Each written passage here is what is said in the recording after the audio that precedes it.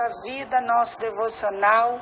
Que a bondade e a misericórdia do Senhor te alcance, que os teus pecados sejam perdoados, sejam feliz é aquele em quem não se acha iniquidade.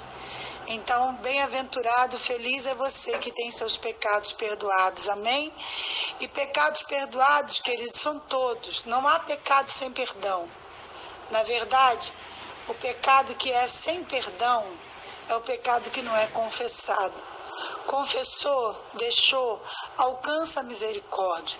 Não há pecado que não tenha, que não obtenha o perdão de Deus. Todo pecado. Tem mais um detalhe, eu não posso deixar de falar. Existe um pecado também que não tem perdão e que leva a consequência à morte eterna. É o pecado de rejeitar a graça de Deus. Quando você não aceita Jesus Cristo, rejeita a graça que é Jesus Cristo, a graça de Deus revelada através do seu Filho, esse também não tem perdão. Naquele dia vai ser buscado o nome da pessoa no livro da vida. Não encontrou, é porque rejeitou o convite. O convite é feito a todos, então há, sim, 2 pecados que não são perdoados. Os não confessados e aquele que rejeita o convite da graça. A graça para alguns é irresistível, mas alguns conseguem resistir. Feliz é aquele que tem seus pecados perdoados. Você é feliz? Você tem a certeza de que seus pecados foram perdoados? Porque eu tenho uma notícia para te dar. Em Romanos capítulo 6, versículo 23, porque o salário do pecado é a morte. Então há uma paga.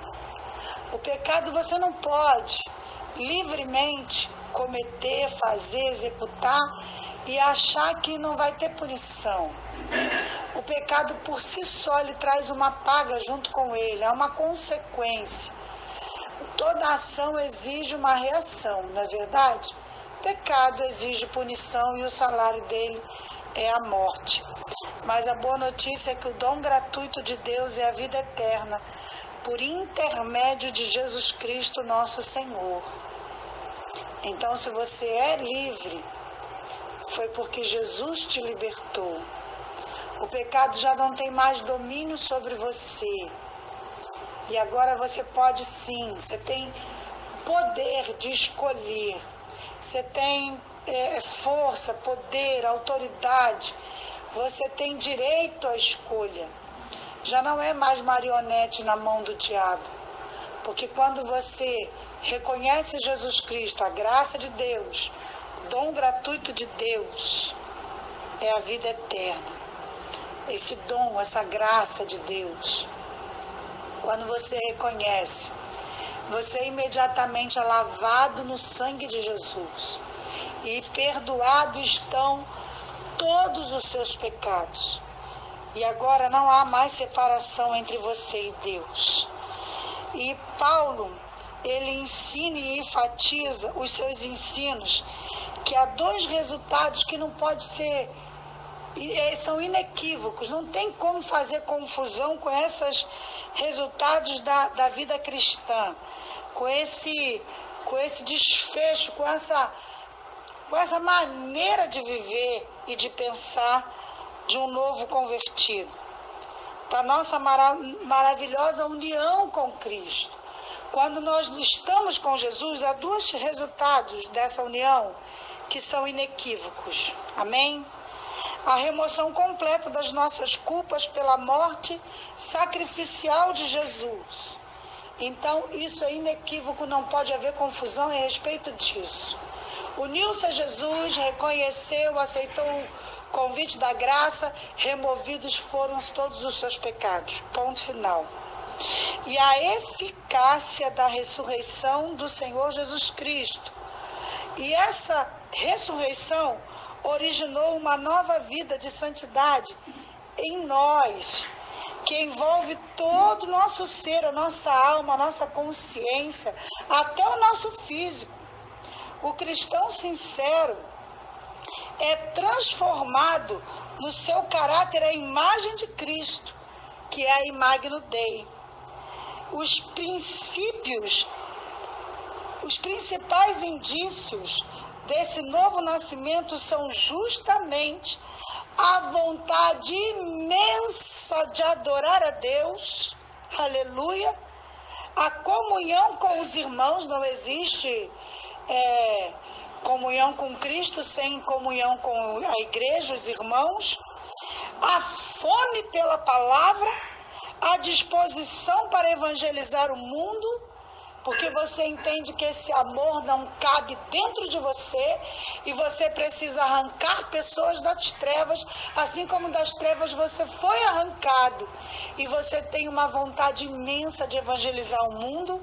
Isso são evidências de quem teve um encontro com Jesus e sua vida transformada. E a busca perseverante por uma vida santa. Por uma vida santa. Quando você vê uma pessoa assim, esse foi transformado. Aí o capítulo 6 de Romanos, no versículo 1 diz assim: então qual seria a conclusão? Vamos entender. Devemos continuar pecando a fim de que a graça seja ainda mais ressaltada? Porque Paulo havia falado assim, que aonde abundou o pecado, superabundou a graça de Deus. E aí estava havendo um equívoco aí, então vamos pecar, que vai ter mais graça, mais pecado, mais graça. Aí ele diz que isso aí é inequívoco. Você não pode fazer confusão com isso. Quando você aceita Jesus Cristo, você é transformado e você não tem mais prazer no pecado. Quando você quer saber se a pessoa é realmente servo de Deus, olha os frutos. Olha os frutos.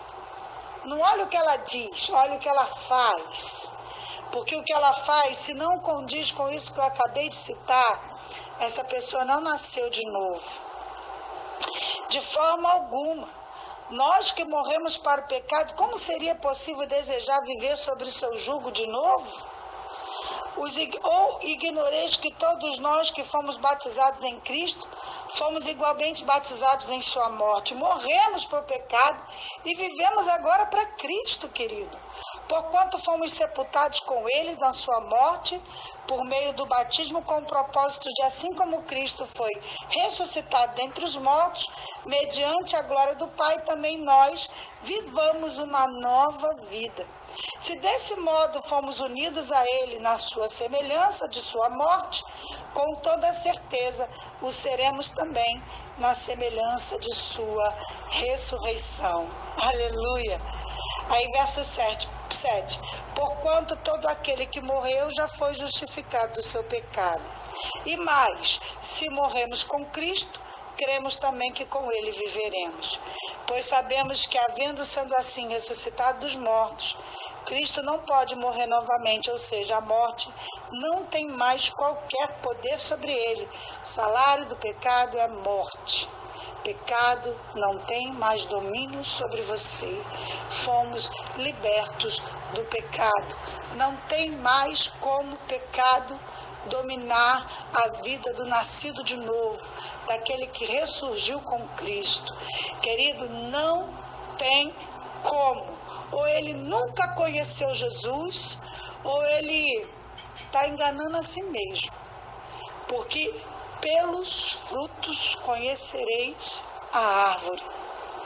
Sabe, querido, a parábola do joio e do trigo? O dono da terra plantou boa semente, mas o inimigo veio à noite e plantou uma semente ruim. E aí quiseram tirar, começou a crescer, começou a ver a diferença. Olha o fruto. Olha o fruto desse aí, é joio. Vamos arrancar essa erva daninha? Aí falou assim, não, deixa crescer junto. Porque pode ser que quando você estiver arrancando a daninha, você esteja arrancando um que é trigo. Sabe, querido, às vezes o trigo, ele ainda está no ajuste. Ainda está precisando aparar as arestas. Quem que quando no começo da caminhada não ainda vacilava?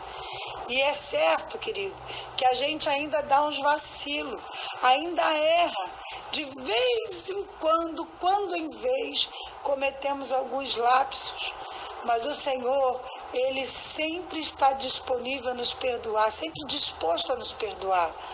É só confessar. Aquele que confessa e deixa alcança a misericórdia, mas aquele que encobre os seus pecados adoece, enferma. Não tem perdão. Pecado sem perdão.